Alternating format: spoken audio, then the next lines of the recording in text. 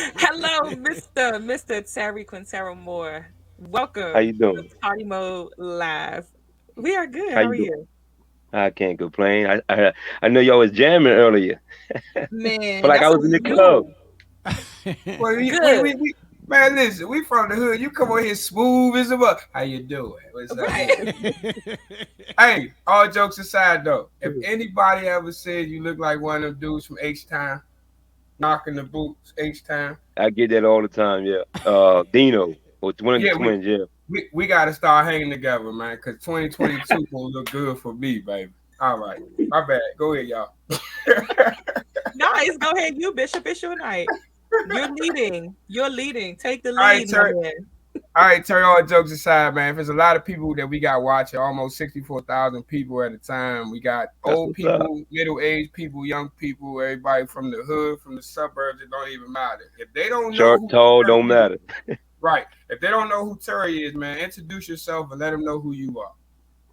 Listen, those who don't know me, Terry Quintero Moore, actor, model, light heavyweight Philly champion, boxing champion, I might add. You might see me in a couple movies such as this, Snow Black, they just showed you. And I'm all over, baby. Just put it like that. If you don't know me, you must be under a rock.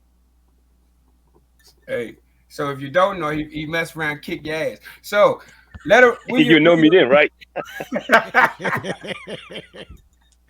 yeah, that's why I'm definitely gonna hang with you. Y'all mess with me if you want to. Yeah. So Yeah, because the Bishop can't movie, fight.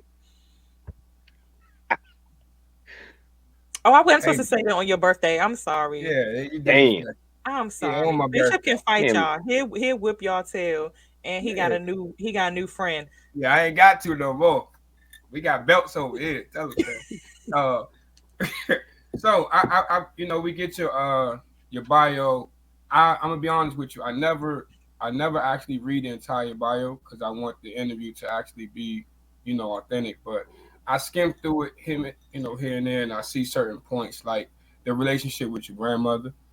Right, right. Like in our community, and we try to do certain things, and we don't have that support from our family. And I noticed that you say your grandmother was the one who was kind of behind you in the beginning with the church plays and stuff like that. Yeah, definitely. I mean, like I tell everybody, it's a serious, but it's a joke at the same time. She used to whatever play it was, it didn't matter. It was Easter, Christmas, whatever. She used to make me go to church, whether it was summer, whatever it was. And I never forget as a kid, I used to be outside playing kickball, and that little church van would come around. I used to try to hide. And she would say, "No, you going to church, you going to church." And she would always just say, "Put me in a play." Whether I wanted to do it or not, she would put me in it. So I think that was kind of like the seed that was being planted. Maybe she knew something I didn't know, or maybe she just was like, down south, you can do what grandma saying. So, Hey, but grandma's like the biggest thing next to God down in any religion, so to speak. I had a yeah, grandmother. yeah, Mm. grandma, like grandma ain't take no slack. I used to underestimate her because she played the piano for the church, but she had a stroke, so she could play what she only played it with one hand. So as a kid, I used to feel like I could get away with certain things, but grandma was still quick with the hand. So you ever been smacked so hard you seen that white light? My Oh grandma man, had them rings on her fingers like she won NBA championships. So that man cried with no sound coming out, y'all. That's how hard he was. exactly. She smacked me. I thought I was already in the upper room. Upper Ooh, room. right. So I how was about to sing it too. so how was that coming from church? Hmm. And I'm it don't sound like that. I'm not gonna say you was forced to go to church, but it don't sound like hey I was willing to go to church every Sunday, summer, winter, spring, and fall. But Well, coming from that background mhm. and going into these auditions, like does that play any type of part in the roles that you decide to take? It does because it made me comfortable speaking around people, and it kind of gave you like a sense of discipline. You know what I mean? So once I got the first actual thing I actually ever did for speaking was a theater play. And I always tell people there's a difference between theater and film. So outside the obvious, I'm gonna say it anyway. Theater is live, so you can't mess up. If you mess up, you still gotta go with the Mm-hmm. flow. So, and I tell people once you do theater, it's kind of in the bag. You can basically do anything.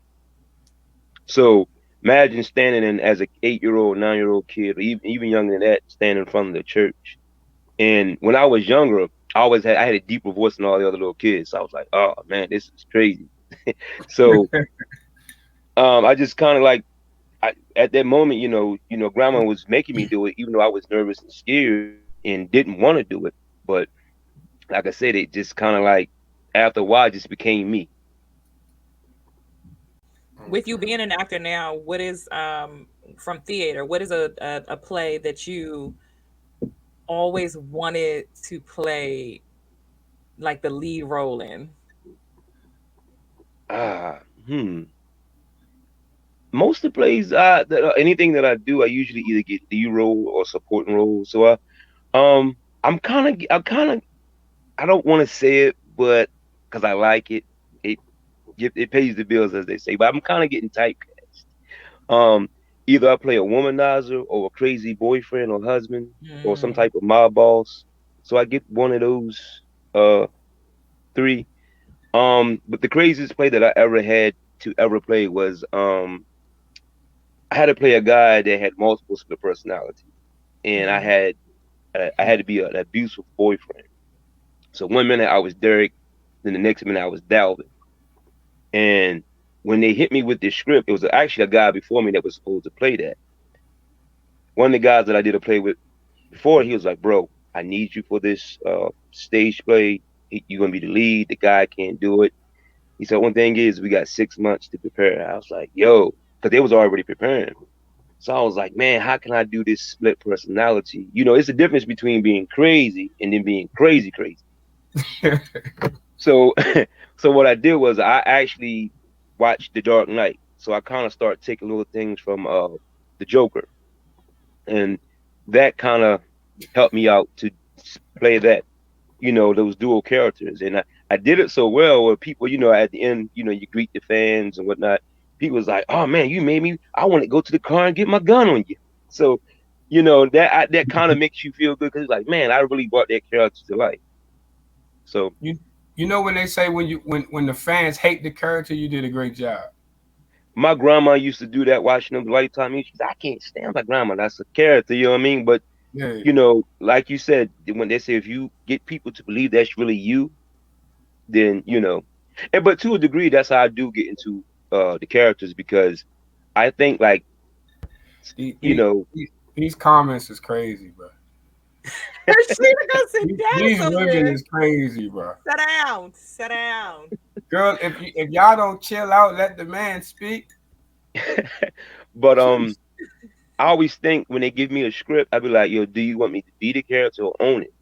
Because I can be it and make it believable, but owning it is like you take all the energy of, you know what I mean? So I always think, because remembering the script is easy, but I always think like if they want me to be a jerk, I'm like, well, I know somebody or I've been around somebody that did that, or maybe I once was that myself. So it's kind of like art mimics life. So it's kind of Yeah. you tapping into characters that you deal with on a consistent basis.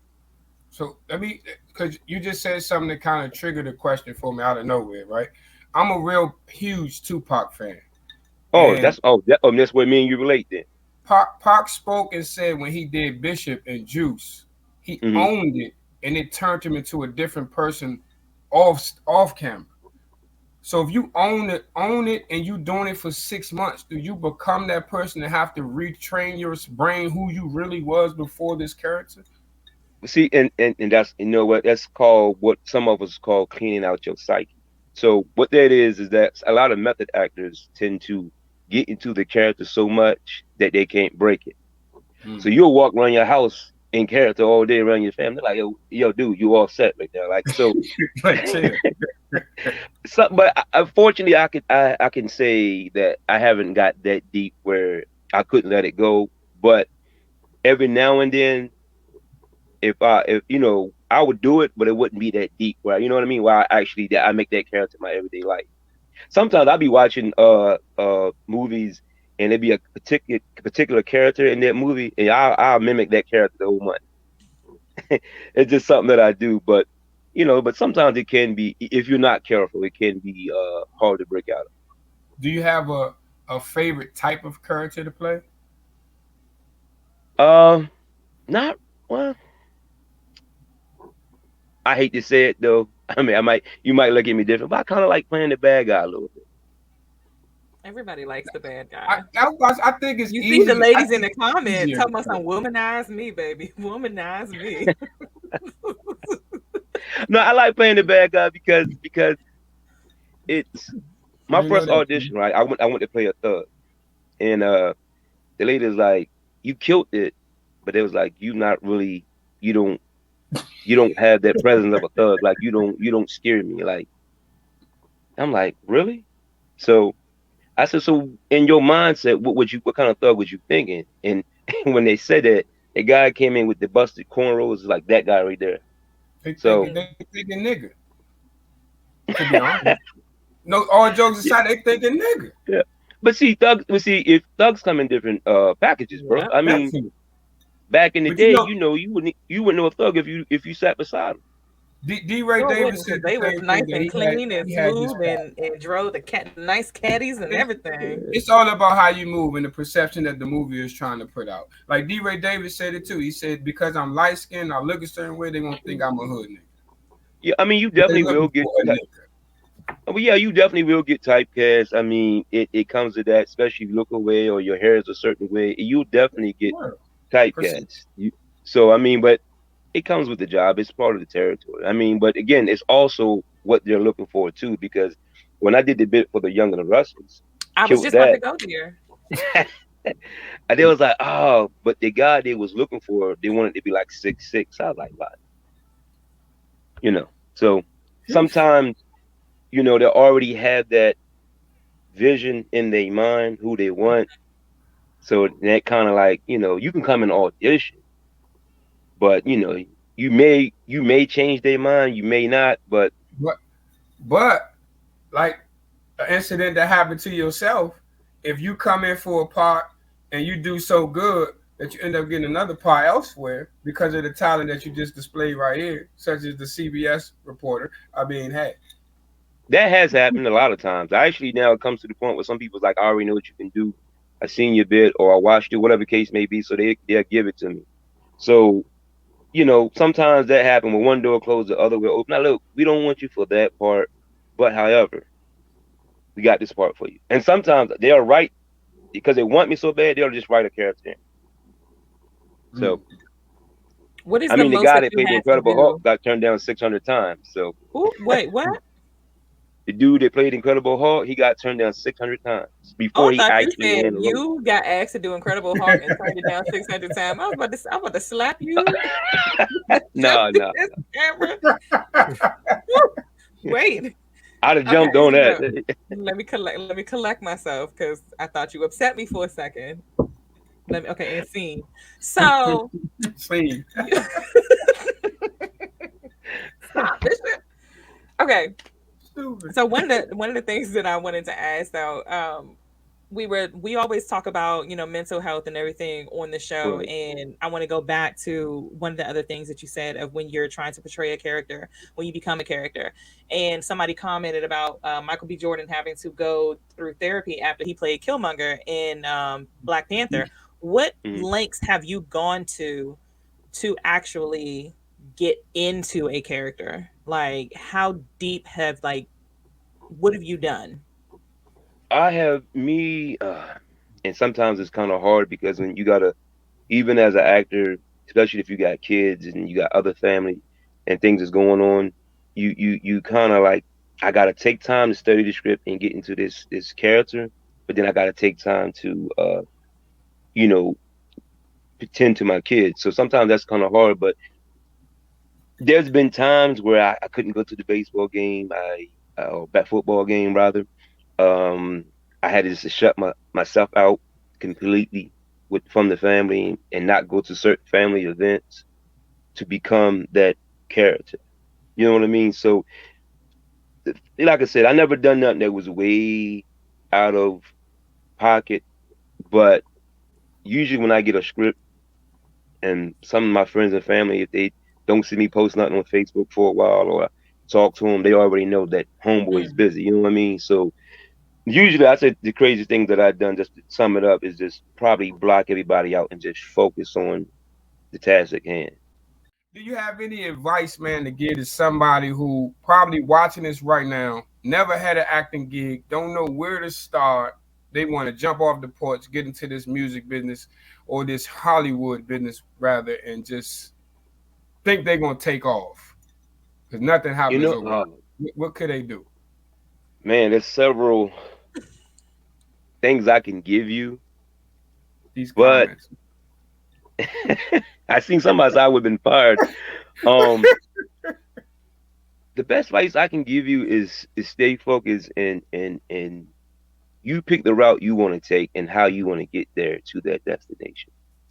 Don't let nobody sway you from it. Don't let nobody take you off your course. You know what I mean? And if that's your dream to become an actor, rapper, whatever, the only thing I can tell you is go for it, but never get comfortable in a current position that you're in. Like, and I give you an example for those not knowing what I mean. You ever heard some people, especially your parents or something, say, "Well, I could have been this, but then I got this job here and it was all right," and they got comfortable with that job because their job was all right.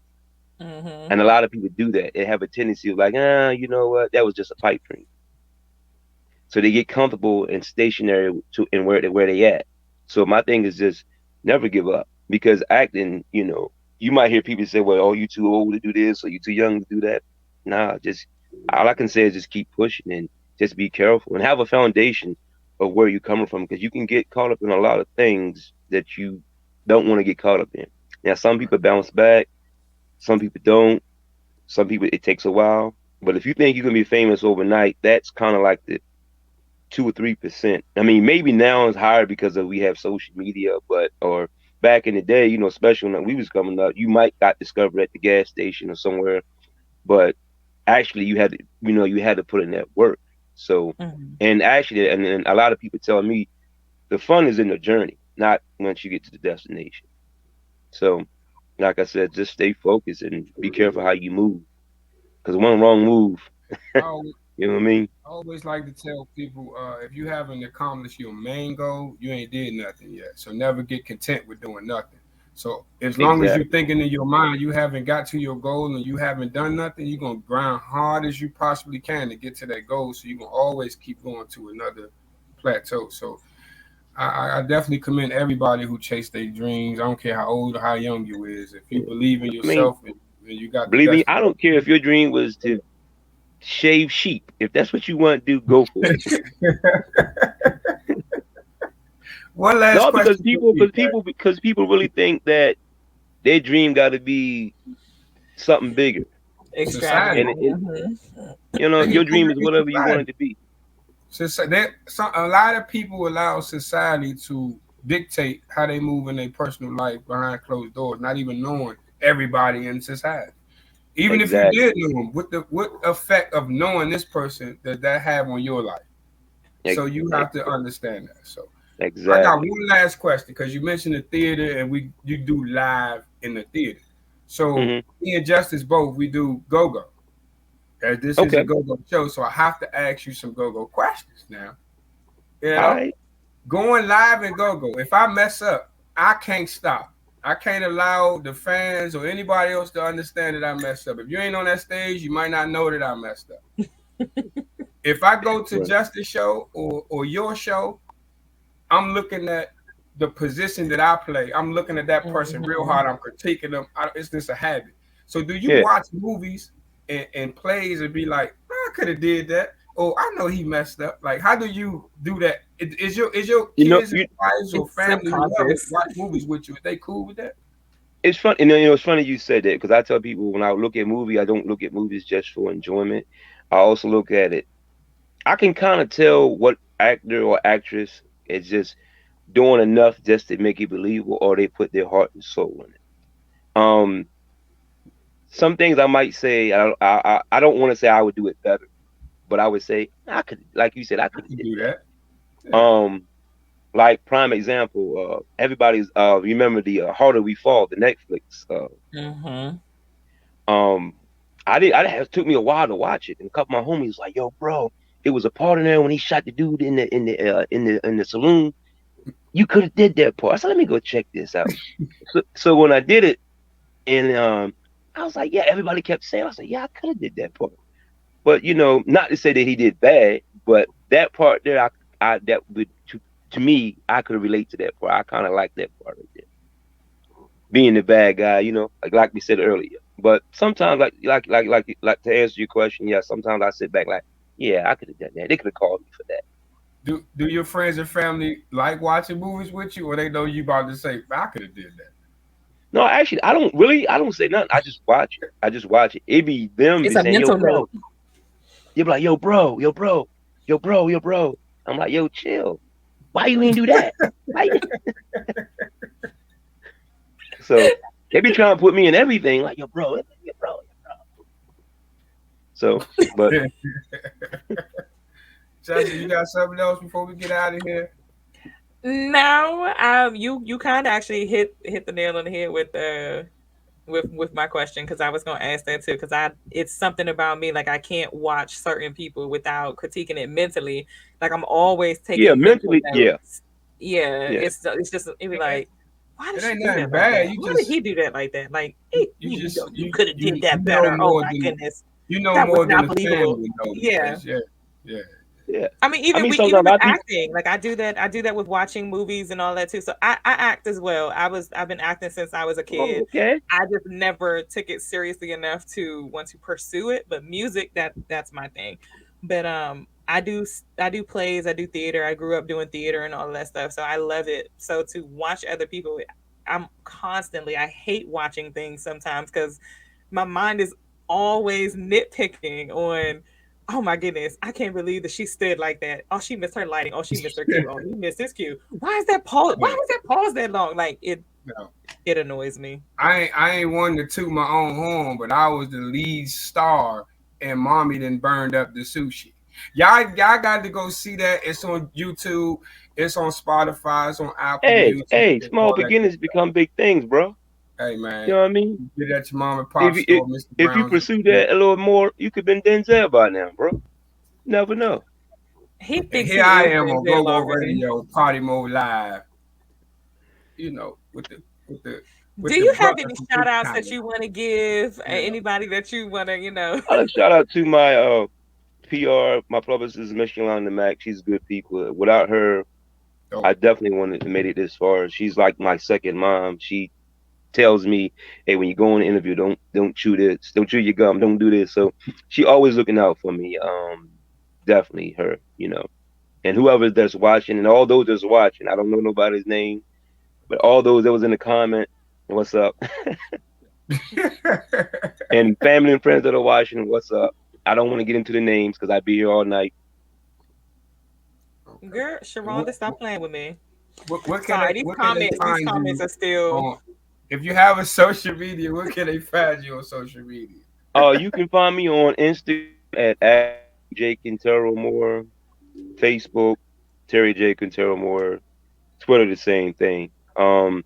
And for those who are trying to know how to spell it, I don't know if it's up here if y'all can see it, but it's not spelt how it sounds. But you know, Yeah, we got it up Yes, for you. sir. yeah. Hi, I'm Terry Quintero Moore, and y'all tune in to the party before the party. Boom. There y'all go. As he said, thank Okay. you so much for coming on to the show. We greatly Yeah. appreciate you. We No, greatly thank you for appreciate having me. Mispack Management as well. Yeah, Uh, thank you for we wish having you me. nothing but much success, and may this year bring you the role that you have been waiting for. Thank you, Don't thank forget you. the new people.